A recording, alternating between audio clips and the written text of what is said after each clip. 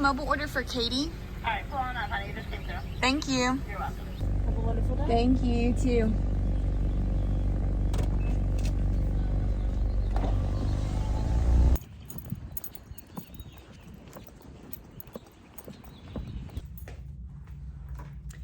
All right, good morning, everyone. My name is Katie. I am a fifth-year teacher teaching third grade in the state of Florida, and you're here for part 2 of my formal observation little mini vlog series.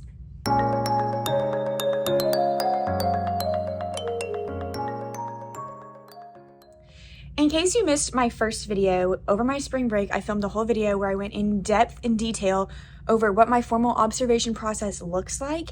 And then I also planned my lesson plan for my formal observation, and I set up my camera so you guys could see exactly how I went through the curriculum and took the session that I'm using for my formal observation and turned it into like a lengthy, in-depth lesson.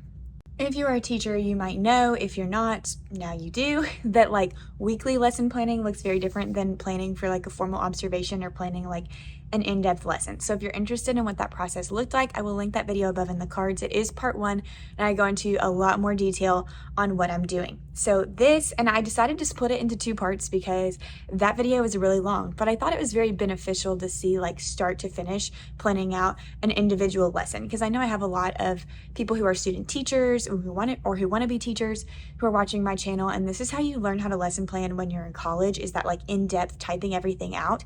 And it's so beneficial in your early stages of your teaching career to type out some lessons like that. That way when you get to be a teacher and you're doing like weekly plans and lessons every single day, you kind of understand how a lesson flows a little better, and you won't have to write that out as much as you did in the beginning. So I would definitely recommend you watch it. It did get long, so I split it into part 2. So this part of the video is going to be all about what I do for my observation, the lesson itself, although I'm not going to film myself teaching it, but I'll like recap it for you guys, and then all of the meetings that are attached to formal observations. So today is Friday. My observation is on Monday. So what I have going on today is my pre-observation conference. If you watched my first video, you saw me plan my lesson out, so I have to take my lesson plan in. Here's my lesson plan that I did from the first video, and I've modified it slightly. I might talk about that later in the video, but I also have to take my observation form that I had to fill out to give to my observer. And so in this little pre-conference today, we're going to go over the lesson plan and the pre-conference form, and that's all I know. That's literally all I know that I'm going to do today.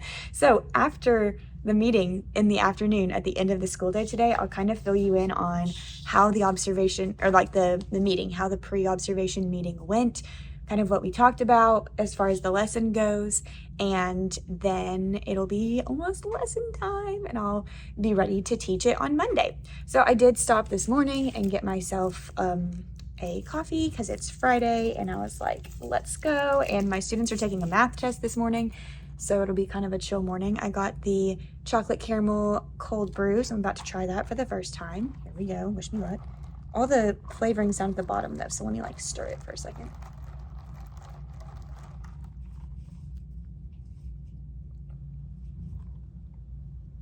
I almost spilled. Thumbs up. Thumbs up for the chocolate caramel cold brew. I've gotten the iced coffee with the cold foam before in a vlog. If you watch my vlogs, you saw that. It was literally just a few weeks ago. But I just decided to try the whole cold brew today because their reward system changed, and they used to like charge you less points to get a drink. It was like when you got to 200 points, you got a free drink, and that was it. And now they've made it more Chick-fil-A style, where the point levels are different, and like you can get a donut for like 100 points, or you have to get to 700 to get a drink. But they do have like monthly offers for members every month, and so I can like at least guarantee once a month I can go and do my little thing where I buy a donut and I get a cold brew for free. So that's what I did today. I paid $1.49 for this cold brew and I got a donut. So, and once you use it for the month, it's gone. So that was like my month of March. I looked at the calendar. We have 1 week left in March, and I still hadn't used that reward. So I was like, I'm going to use it today. So that's where we're at. I'm going to pick you guys up at the end of the day and let you know how the observation meeting went. This vlog is kind of weird because I'm not like filling you in on my whole day. I'm just like focusing on the formal observation parts of my day. So that's all I've got to say this morning, and I'll check in this afternoon.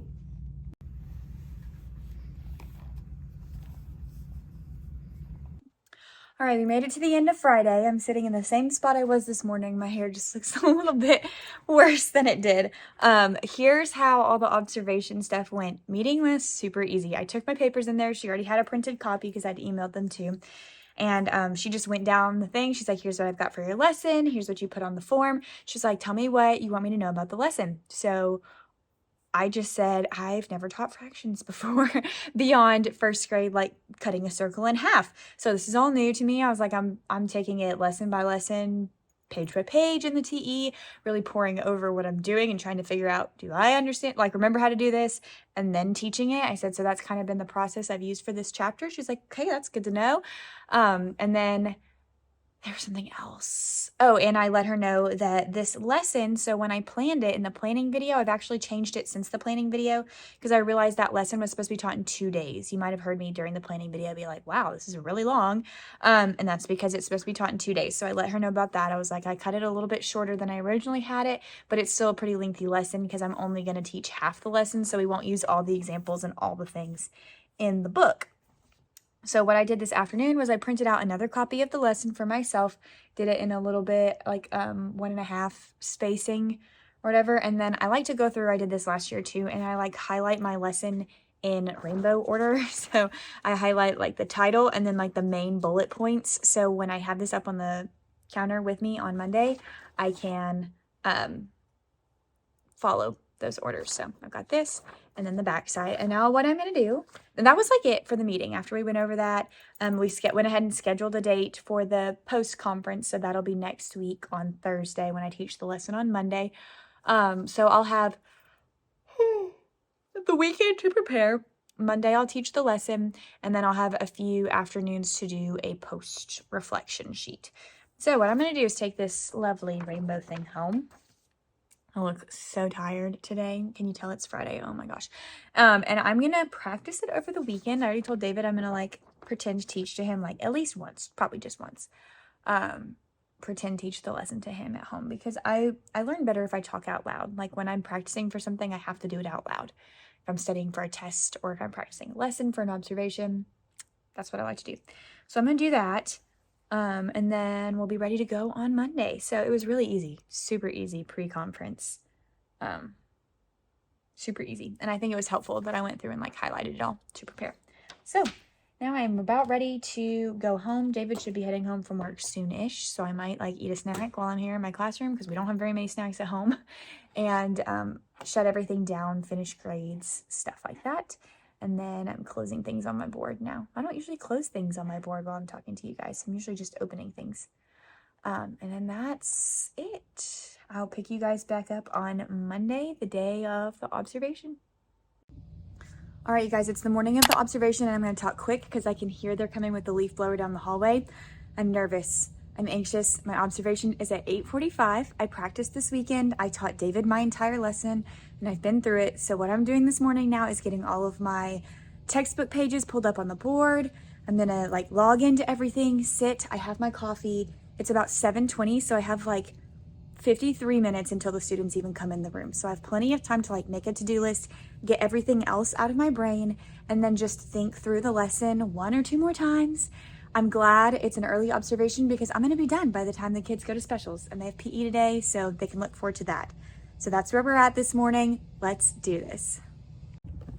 All right, one more thing. I told you I practiced this weekend, and practicing it out loud was helpful, so that's a tip, but also wear an outfit that you really like. So I'm wearing this like maxi Old Navy dress that I love. I've had for a couple years with a denim jacket over it because it always helps me to have like a cardigan or a jacket or something for a little extra security on a day that I'm nervous. I don't know. And then I'm wearing my Ana Luisa necklace. It's like my comfort necklace, and then my simple hoops, and I curled my hair. I haven't curled it since like before spring break, so it had been a while, and so I just did some curls this morning to make me feel a little bit more confident, hype myself up, which means I had to wake up early, 6 o'clock on the dot. I've been slacking on that. So that's another tip. I've already had like a huge cup of water, and I'm going to the bathroom like a bunch of times before the day starts, so I won't have to go during my lesson, but I'm also hydrated. I have my coffee, so I'm gonna take a few small sips on that, but it'll probably be saved for specials. I think that's it. Now I'm gonna keep preparing.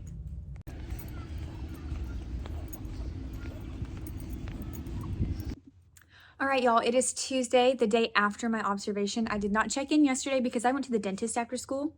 Thumbs up for that. So that was a great time. It was a rough Monday. The observation was not rough. It was just the combination of having the observation the same day I went to the dentist made it a little rough on me. I was stressed, and so I just went home and sat on the couch and watched YouTube and enjoyed it. So I'm checking in today. First thing, you can tell my cheek is still sore because of the way I was like, today. First thing I'm going to go over is I'm going to turn the camera around and show you my lesson plan and like point to each section and tell you what we got through. And then I will go over my post-observation reflection. All right, so here was my initial lesson plan that we went through. The beginning, we did the show what you know. So I let the students do all of these. Let me get a pencil to like show you. I let the students do, I'm going to take my keys off too because that's really loud. Okay, I let the students do these together, and then we just went over it as a class and they turned in their pages and they did really good.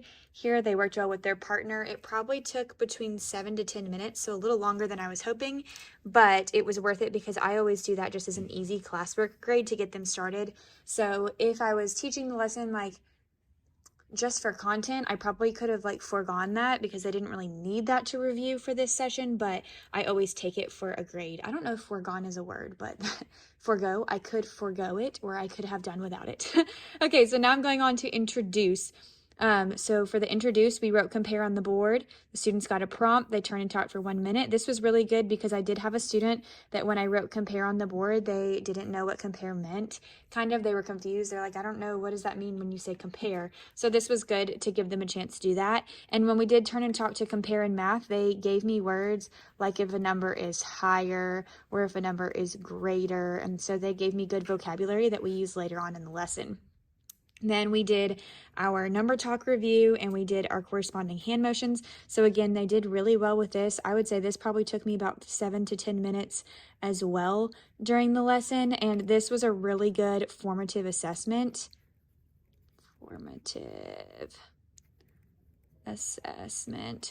For me to see who was good at greater than, less than, and equal to for whole numbers. Then we went into the tiles as a manipulative. So I gave them all the directions and I followed the exact formula that I wanted them to do, talking about how they're tools, not toys, how they follow directions. When the bell rings, they need their hands on their head and in their lap. I loved that I gave them time to explore the manipulative because they discovered so many good things. Like, they put them in order, so they ordered them, they sorted them, they added them and talked about how they add together to make wholes. And so it was like super, super good. This probably took, I would say, 15 minutes. And I know that's a really long time, but I spent a good bit of time going over the expectations and then letting them explore. I did do 3 to 4 minutes, but it was worth it because that sets them up for success using that manipulative moving forward. So then when we get here, you can tell like 10, we're already probably at like 35 minutes or so. So then we got to compare fractions with like numerators. We did the first example problem that was right here. I wrote the fractions on the board after we did our retelling and asked them what they noticed so I could emphasize that the numerator was the same. And then we solved the problem, which I have that right here. This is where they solved. And then we recorded our work. I would say this problem probably took us 10 minutes. It was the bulk of our instruction with the tiles. Again, it went really well, and I got, where did I put that? Take pictures of student work to show on the document camera. I'll put some of the pictures right here of student work. They did such a good job, and they loved having their strategy up on the board, and it was really good to talk about different misconceptions. Like some of my students were arranging their tiles the wrong way by height, like having the height connected instead of the width connected, so it changed the size of their fractions, and we got to address that on the spot, which was good. We did not get to the second example problem because we were running low on time and I really wanted to use this one as formative assessment to watch them do one on their own. And so I went ahead and skipped to question 1 and 2, which I went and erased and I changed these. I went ahead and skipped to question 1 and 2 in the book. I let them work on it and I kind of walked around to see if they had gotten it. And we didn't get to the independent work on their own either. This is as far as we got, which again is fine. It's because it took us a very long time to get through expectations here and to really set a good foundation of comparison. But these things were completely worth it. because I feel like it made this go smoothly and it opened up for so much more conversation with the problems that we did do. Now, again, this was just compare with like numerators is what it turned into. If you watched my initial planning video, I did numerators and denominators and then realized I was supposed to teach the lesson in 2 parts. So this was day 1 of 2. Today, I taught day 2 of 2 and we focused on the opposite and we used the model to show like denominators. All right, let me have a seat here. So as far as the post reflection form goes, this is what it looks like. Let me fold down school information. Just a big long form with a lot of words on it. So I'm going to go, my head is still chopped off here. I'm going to go like piece by piece. Can you tell it's the end of the day and it was windy? Through this form and like tell you my overall reflection. So the first box was for general reflection. And I said that I felt like it went well. The students were on task and engaged in using the modeling strategy to compare fractions. I was pleased with how their strategies, I let their strategies and example really drive the lesson by putting them up on the board and asking them to reflect on the manipulatives. And I felt like that made it a really strong lesson. And I set a lot of strong expectations and procedures. So that's kind of my general. The next one was, what ways did your students meet or not meet the learning goals and how did you assess them? So I talked about how I ended up using the share and show for the sake of time. I did that example so I could do a little mini assessment and I saw one of 2 things. Many students met the learning objective and I said this was shown by their ability to create a model for question 1 on the share and show. And then write both fractions in a comparison sentence. Then I said, on the other hand, I had other students who still need to practice using the fraction tiles as models. I noticed some of their tiles were going in the wrong direction, like they were connected by height, not by width. Others had the incorrect amount, or they might have used the wrong unit fraction altogether. And then another misconception that I came across was I had a student who was like, well, 2/8 is bigger than 2/6 because 8 is bigger than 6, which is like kind of true, but well, 8 is bigger than 6, that's true, but 8ths are smaller than 6ths because there's more pieces cut into the whole. So that's something that I need to expand on in later lessons. To what extent did the organization of your room and your rules and procedures maximize student learning? I was like, huge. I said organization was key to my students' success. I made sure the tile sets were ready and prepared, and I spent a good amount of time teaching them how to use them. I was very, very specific and detailed. How did the strategies you used to introduce new content to students support their learning? I took time at the beginning to access their prior knowledge with the word compare. I mentioned how I was glad I started there because of some students in my classroom who didn't really know what that word meant on its own. And then we were able to expand. How did strategies help deepen and practice their understanding of new? Today we used the visual. I talked a lot about how this lesson was the visual, and in future lessons we go to more conceptual understanding. So yesterday and today we were focused on, can they see the difference between these fractions with the tiles? And then we'll go to explaining without the model. So which techniques first engaging students were successful? The hand signs, I said, were successful because it got them moving and participating, using their responses as formative assessment in that section too. Fraction tiles engage the students and highlighting the student responses on the board. They love to see their stuff on the board. And then what adaptations did I use to meet unique student needs?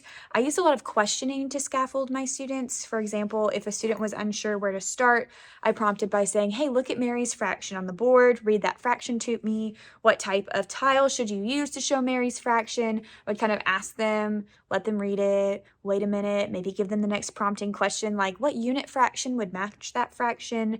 And each student, like as I walked around during that example, obviously the questioning matched what they needed. And then the last thing was, how will this lesson inform changes to your instructional plan? So like I mentioned earlier, this was using models, and further in my instructional plans will be conceptual understanding. So we'll build on this in later lessons. So that is like the gist of this really long reflection sheet that I did. I've already submitted it to my assistant principal who did my observation, and she has already put in like my rubric scores, which is really exciting. So I'm going to go check on those. And then on Thursday, I like read over the rubric scores and go meet with her on Thursday and let her know if I have any questions. And then we'll be able to put a bow on this formal observation process. So that's the gist of how the lesson went and how I wrote my reflection. All right, I am back home. Today is Thursday, and it was the day of, let me get the camera straight. It was the day of my post-observation conference. So here is how that went in a nutshell. First off, I'm at home filming because, please excuse my messy room. I just couldn't do it at school today. I stayed pretty late, like I didn't leave till 5, but I was like making a PowerPoint because we're starting poetry tomorrow, and I got really sucked into it and then just never filmed in the afternoon. But here's what it looked like during my planning time. I didn't take any papers with me because I had already emailed that post-observation reflection sheet I showed you a few days ago. And so I just went in, sat in her office. She asked me, how do you think the lesson went? I kind of told her a little bit of what I'd put on my sheet because that was like my reflection of the lesson. And she gave me her ratings, which were all highly effective. So I was so excited. Like on the rating scale, that's like the highest that you can get for quite a few elements. So any element on that rubric, that like list of elements that she observed, she marked, and all of the ones she saw were highly effective. So I was really excited. She said that I did a great job highlighting student strategies and then like encouraging students that even if they miss it to keep trying when I showed misconceptions on the board, but we corrected things. She was like, I was very impressed with your with itness. You had students that you were watching over and you like addressed some things and strategically ignored some things that needed to be strategically ignored, all of the things. So I was very pleased. It took like maybe 5 minutes sitting in her office. I asked if there was anything to work on, and she was like, no, I know like which students you're working on and doing like behavior stuff with, and so keep doing what you're doing there. I think you're doing a good job, but obviously that's always a work in progress. And she was like, just keep it up. And I was so thrilled. I'm like very excited, kind of over the moon. So when I got back to my classroom, I texted David and I was like, I got all highly effectives, and I was really excited. And then he sent me a text back that said we should celebrate with Chick-fil-A for dinner. And I was like, heck yeah, we should. I said, yes, that sounds great. So I'm waiting for him to get home from work, and then we're gonna go to Chick-fil-A to celebrate a job well done on an observation. But anyways, I hope you guys enjoyed this vlog. As I've been editing together, I've already finished the first part, and I've been piecing together like part 2, this part of the video, or of like the mini series. And for me, I thought this was like, I'm watching it back while I'm editing, I was like, this is a really interesting vlog. Like, it's really cool to see the whole process from start to finish. I felt like it'd be very informative. So if you know anybody who wants to go into teaching, who wants to student teach, who's in college to be a teacher, you should send them this series just so they can kind of take a peek at what it looks like to plan like a formal lesson and teach it as a teacher. Because I feel like it was pretty informative. Also, it was great because the lesson went well. So I'm like in a really good mood from that as well. So I hope you enjoyed this.